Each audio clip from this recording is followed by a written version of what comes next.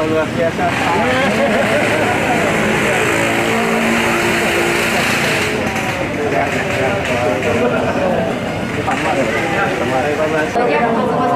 Ayo, ayo. Mana sih? Sama lagi.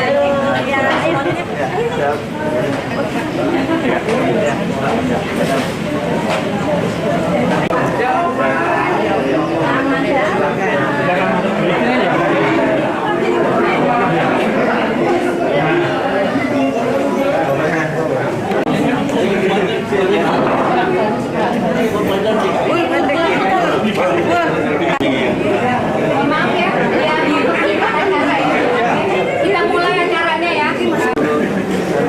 Pagi ya, orang-orang masih jalan.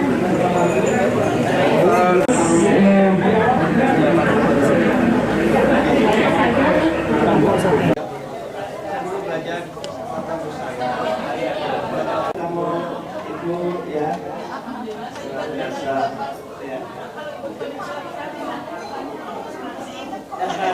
Asik Bu. Iya, iya. Mau ke Tasik Bu?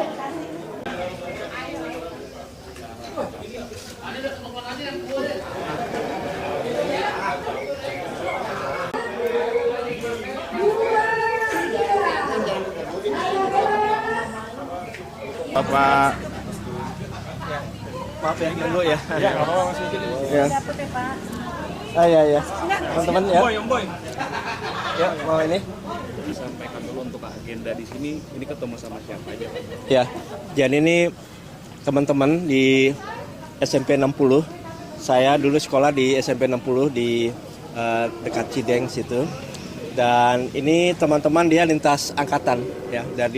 Dari angkatan yang lama ya, angkatan tahun 70-an sampai angkatan tahun 90-an, ini semua hadir ya, tahun 2000 bahkan ya. Luar biasa. Jadi mereka semangat sekali dan kami terima kasih nih udah diundang, udah disambut dengan baik. Dan tadi kami menyampaikan juga visi misi kami kepada teman-teman dan ya mereka cukup antusias untuk bisa mendukung kami. Pak, terkait visi-visi menyinggung soal lingkungan, kalau misalnya saya baca di visi misi Bapak soal lingkungan itu ada soal bebas polusi secara beradab. Itu bagaimana soal implementasinya nanti? Ya, sebetulnya yang menjadi sumber polusi utama itu adalah oktan kita, sulfur di dalam BBM kita. Makanya kita harus memiliki suatu standarisasi yang baik ya, sulfur kita, sehingga polusi udara juga akan menjadi lebih baik lagi.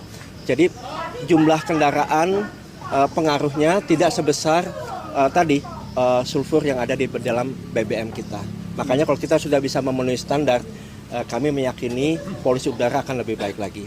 Kita juga nanti akan melakukan berbagai penghijauan ya, taman dan hutan kota ya, bagi gedung-gedung juga ya, kita menggunakan semua yang bersifat alamiah ya, penghijauan dan juga saluran sungai yang mengalir dengan baik ya, sehingga burung-burung bisa berdatangan bila nanti semuanya sudah bisa berjalan dengan baik seperti itu. Kalau misalnya persoalan polusi di Jakarta kan bukan hanya dari transportasi tapi juga ada dari pembangkit listrik tenaga uap yang ada di daerah Banten dan Tangerang. Itu bagaimana soal koordinasi dengan pembangkit listrik sendiri? Nah, untuk itu memang penting bagi kita untuk memiliki kerjasama yang baik dengan pemerintah daerah wilayah tetangga ya, khususnya untuk berbagai hal ya, bukan hanya polusi udara saja tetapi juga terkait dengan banjir ya, juga dengan transportasi dan lain-lain.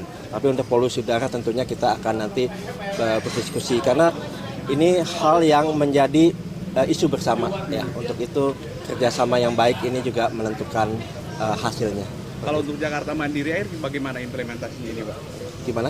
Kalau untuk di sini kan dituliskan Jakarta Mandiri Air, itu implementasinya bagaimana, Pak? Jadi kalau mengenai air, kita memang memikirkan bagaimana air bersih ini bisa mencapai ke seluruh warga Jakarta. Dan kita juga menginginkan nanti teknologi-teknologi agar di tempat-tempat tertentu air itu bisa diminum. Nah, ini menarik ya. Ini kalangan ojol itu seringkali juga membutuhkan air bersih saat di jalan. Sedangkan harga air mineral jumlahnya cukup tinggi. Makanya nanti di tempat-tempat kita akan buat semacam warung independen ya, sehingga para ojol itu bisa datang ke sana untuk mendapatkan air minum ya, air minum. Dia bisa punya tumbler, dia bisa pakai ya, sehingga dia bisa juga menghemat biaya mereka. Juga colokan gratis nanti di tempat-tempat tersebut. Bahkan tadi di halte ojol kita akan bangun, kan biasanya para ojol itu ada di tempat-tempat di mana Transjakarta itu berhenti gitu ya, dan mereka kita akan buatkan tempat yang manusiawi untuk mereka, yang nanti diberikan juga air bersih ya, dan juga colokan-colokan gratis dan wifi gratis. Dalam konteks pemenuhan air bersih bagi masyarakat itu kan untuk konteks diminum ya Pak. Kalau untuk air bersih, pemenuhan air bersih kan selama ini kan Jakarta itu tergantungnya itu air dari tanah Pak, dan itu berdampak kepada penurunan permukaan tanah gitu, dan ada juga ancaman Jakarta tenggelam. Itu solusinya bagaimana Pak untuk penyaluran air kepada masyarakat untuk tidak lagi menggunakan air dari tanah? Ya, jadi memang kita nanti akan lakukan efektivitas dan efisiensi ya, khususnya dari penyelenggara air bersih. Kami juga sering mendapatkan berbagai keluhan ya, bahwa air bersih di berbagai tempat itu kecil sehingga mereka harus membeli air untuk kehidupan sehari-hari. Nah, ini kita akan perhatikan, dan kita akan memperhatikan juga manajemennya ya, sehingga semua warga itu bisa mendapatkan air bersih yang layak bagi mereka. Oke, baik Bu ya. Terima kasih ya. Ya, terima kasih ya. Semoga ya. Terima kasih ya.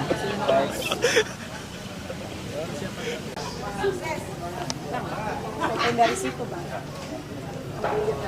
Sekali lagi.